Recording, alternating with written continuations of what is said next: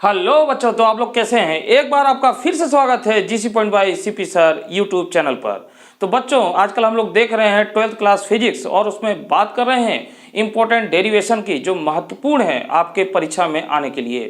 तो आज की कड़ी में हम लोग एक बार फिर से महत्वपूर्ण डेरिवेशन पर हाजिर हैं, जो कि यह है प्रत्यावर्ती धारा का औसत मान।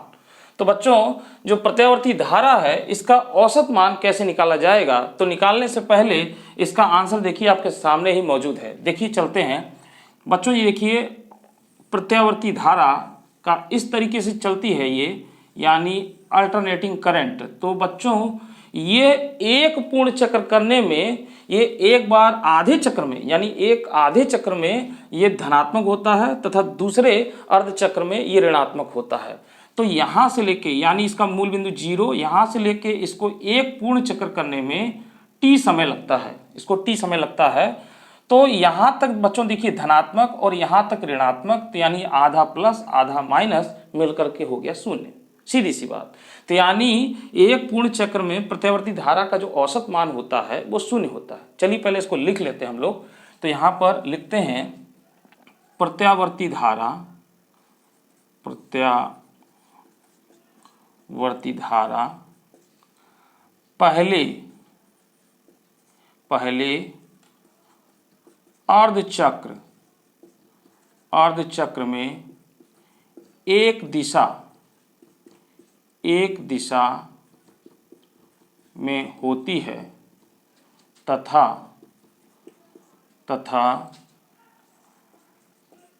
दूसरे अर्ध चक्र में विपरीत दिशा में होती है। अतः एक पूर्ण चक्र में प्रत्यावर्ती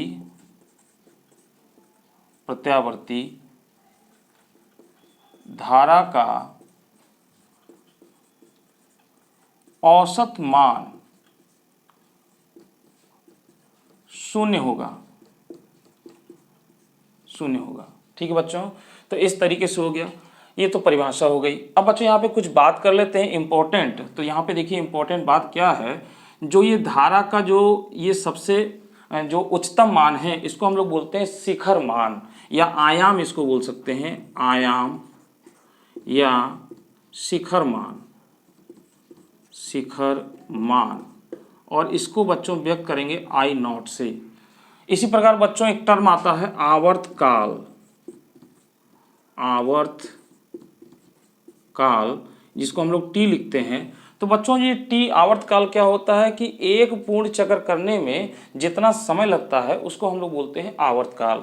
तो T बराबर होता है 2 पाई अपान ओमेगा, बच्चों ये होता है। इसी प्रकार बच्चों आवृत्ति न्यू बराबर, यानी एक सेकंड में जितना कंपन करता है, जितने चक्र लगाता है उसको हम लोग बोलते हैं आवृत्ति। ठीक है, तो ये होता है 1/T, यानी आवर्तकाल का व्युत्क्रम। ठीक है, तो यहाँ पर अगर T की मान रखें तो यहाँ पर ये उल्टा हो जाएगा ओमेगा अपान 2 पाई। तो इनकी कहीं जरूरत पड़ेगी, इसलिए मैंने इसको नोट किया है बच्चों।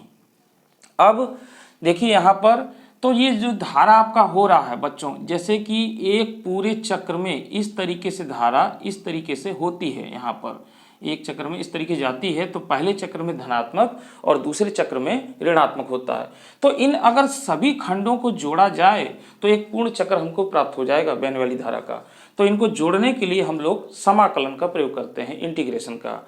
तो बच्चों यहाँ पर हम लोग समाकलन का प्रयोग करते हैं। उससे पहले हम लोग यहाँ पर लिखते हैं प्रत्यावर्ती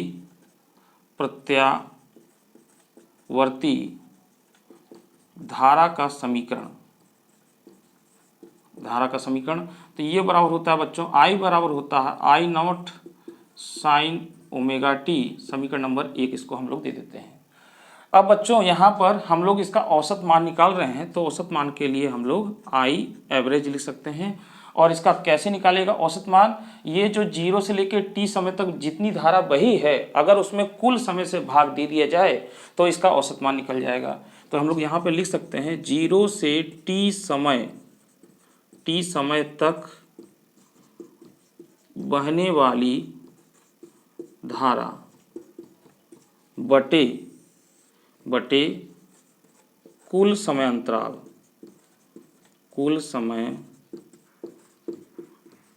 अंतराल। तो बच्चों इस तरीके से हो गया।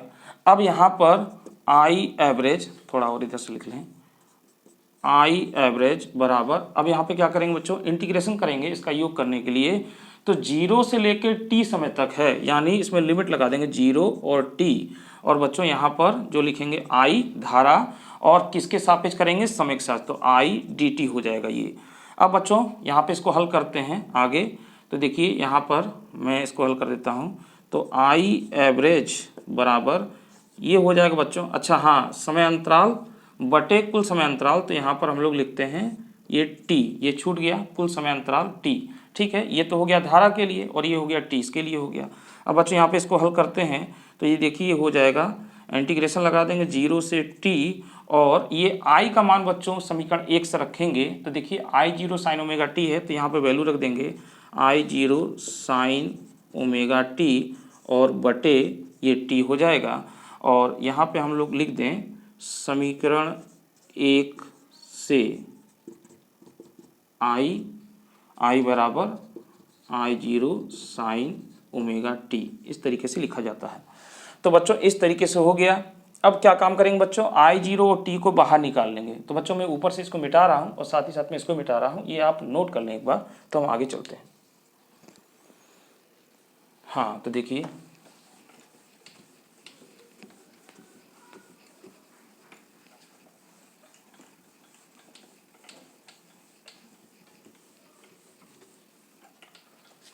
तो बच्चों इसमें अब हम लोग क्या काम करेंगे कि जो I एवरेज है, अब यहाँ से I0 अपॉन t को बाहर निकाल लेंगे तो ये 0 और t यहाँ अंदर बच जाएगा I0 साइन ओमेगा t, और बच्चों ये dt रहेगा, सॉरी साइन ओमेगा dt, ये इस तरीके से इसका हो जाएगा। यहाँ पर ये मान हमने, क्योंकि ये dt के सापेक्ष कर रहे हैं, I का मान हमने इतना रखा है, ठीक है बच्चों, और मैंने t को बाहर निकाल लिया है।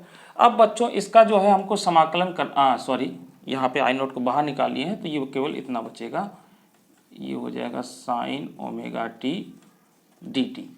अब बच्चों यहाँ पर इसका जो है कि इंटीग्रेशन करेंगे तो देखिए ये सूत्र काम आएगा, साइन थीटा डी थीटा बराबर होता है माइनस कॉस थीटा। तो यहाँ पर माइनस कॉस थीटा होता है, तो इसको नोट करें, ये हो जाएगा I0 अपॉन t, और यहाँ पर ये इसका इंटीग्रेशन हुआ तो ये आ जाएगा माइनस कॉस ओमेगा t।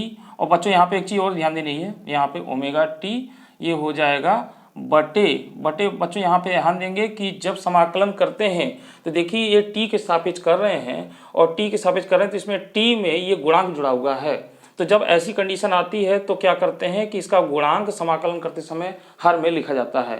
अगर हम लोग डिफरेंशिएट यानी अवकलन कर रहे हैं तो गुणा के रूप में लिखा जाता है, यानी यहाँ ओमेगा की जगह अगर कुछ भी होता 2 ओमेगा 4 ओमेगा या कुछ भी होता तो वो बटे में आ जाता। तो यहाँ पर हम लोग क्या करेंगे, ये ओमेगा बटे में आ जाएगा और लिमिट लगा देंगे 0 से t तक लगा देंगे। अब बच्चों यहाँ पे हम लोग क्या काम करेंगे कि हम लोग माइनस साइन को बाहर कर देंगे और ओमेगा के इसके साथ ले लेंगे, तो ये हो जाएगा I एवरेज और ये हो जाएगा minus I0 upon t omega. तो बच्चों ये आपका हो जाएगा कॉस ओमेगा t और लिमिट 0 से t तक। अब बच्चों क्या काम करेंगे यहाँ पर कि यहाँ पर हम लोग इसमें लिमिट रखेंगे, तो upper limit minus lower limit होता है, तो पहले अपर लिमिट रखते हैं, इस t की जगह पर ये t रखेंगे और फिर माइनस इस t की जगह पर 0 रख देंगे। तो ठीक है, तो रखते हैं यहाँ पर हम लोग, तो ये हो जाएगा माइनस I0 t ओमेगा और बच्चों ये हो जाएगा कॉस ओमेगा और इस जगह पर t रख देंगे, माइनस लगाएंगे, फिर लिखेंगे कॉस ओमेगा और इस t की जगह पर हम लोग 0 रख देंगे यहाँ पर, क्योंकि ये 0 हो जाएगा।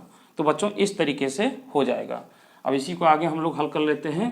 तो बच्चों देखिए क्या हो जाएगा, I एवरेज बराबर, अब यहाँ पर बच्चों देखिए माइनस आई नॉट और टी ओमेगा, और ये देखिए क्या हो जाएगा कॉस ओमेगा टी माइनस, और ये पूरा जीरो हो जाएगा पद, तो इसको जीरो लिख देंगे। अब बच्चों यहाँ पर minus I not omega T omega, और बच्चों यहाँ पे देखिए अभी जो मान लिखा गया था, जो यहाँ पर ओमेगा का मान लिखा गया था, तो 2 पाई बाई टी है ना, 2 पाई बाई ये टी हमने लिखा था। तो बच्चों इसके लिए यहाँ पर ये मान हम लोग इसमें रखेंगे, तो यहाँ पर ये मान रखेंगे। देखिए ओमेगा बराबर, यानी हमने लिखा था टी बराबर 2 पाई बाई ओमेगा, यही आप सोच रहे होंगे। तो ओमेगा को जब इधर कर देंगे तो ये हो जाएगा 2 पाई बाई यहाँ पर टी आ जाएगा, यानी टी बराबर हमने लिखा था ये, तो ओमेगा को इधर कर दिया, तो ओमेगा को जब इधर कर दिया तो ये टी इधर आ गया। तो यही वैल्यू हम यहाँ पर रखने वाले हैं, तो लिखेंगे कॉस और यहाँ पर रखेंगे 2 पाई बाई टी, और इनटू में बच्चों ये टी है, और माइनस यहाँ पर ये आपका आ जाएगा इस तरीके से, हाँ माइनस कास ओमेगा टी। तो ये बच्चों एक मिनट यहाँ पे ध्यान दीजिए ज़रा, गड़बड़ हो गया है। यहाँ पर ये जीरो नहीं, जीरो केवल ये पद है, यानी इसका जो थीटा जो कोण है ये होगा, कॉस जीरो नहीं होगा, सॉरी, यहाँ पर ये कॉस जीरो होगा, ये कॉस जीरो होगा, कॉस जीरो होगा, कॉस जीरो, ये ध्यान दीजिए, थोड़ा सा गड़बड़ी हो गया, सॉरी। यहाँ पर ये जीरो है बच्चों, ये जीरो आपका, ये यहाँ पर जो लिमिट रखा गया है ये टी है, यानी जो यहाँ पर कोण है ये आपका हुआ है, तो कोण जीरो हुआ है, इसलिए कॉस जो है जीरो हो जाएगा, जबकि पूरा जीरो नहीं होगा, ठीक है, ये ध्यान दें गणित के हिसाब से। तो ये हो गया बच्चों। अब इसके बाद देखिए ये टी से टी कट जाएगा, इसके बाद क्या आ जाएगा माइनस आई नॉट बटे टी ओमेगा, और बच्चों ये क्या हो जाएगा, देखिए ये हो जाएगा cos 2 pi, cos 2 pi minus cos zero. अब बच्चों यहाँ पे क्या करना है, यहाँ पे हमको वैल्यू रखनी है, तो वैल्यू रख दीजिए, तो ये हो जाएगा आई एवरेज बराबर minus I not upon T omega. तो इसका मान कितना होता है बच्चों, इसका मान होता है +1, यानी 1 रखेंगे, और माइनस इसका मान होता है 1, ठीक है। तो बच्चों इस तरीके से ये आपका हो गया -1 -1, मतलब 1 - 1, तो ये हो जाएगा 0, और ये हो जाएगा minus I not upon T omega into 0।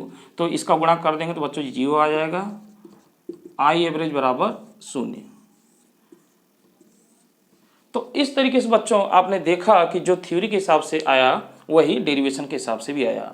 तो बच्चों ये बहुत ही महत्वपूर्ण है, इसको आप एक बार लर्न कर लीजिए, क्योंकि परीक्षा में भी आने के चांसेस हैं। तो इस तरीके से आपने देखा कि प्रत्यावर्ती धारा के लिए जो औसत मान होता है वो 0 होता है, वो औसत मान 0 होता है। तो बच्चों आपको ये वीडियो अच्छा लगे तो इसके लिए लाइक शेयर और कमेंट्स करिए, और फिर तब तक हम लोग मिलते हैं अगले नए वीडियो में, जिसमें एक खास डेरिवेशन पर हम लोग बात करेंगे। तब तक के लिए मुझे दीजिए इजाज़त, धन्यवाद।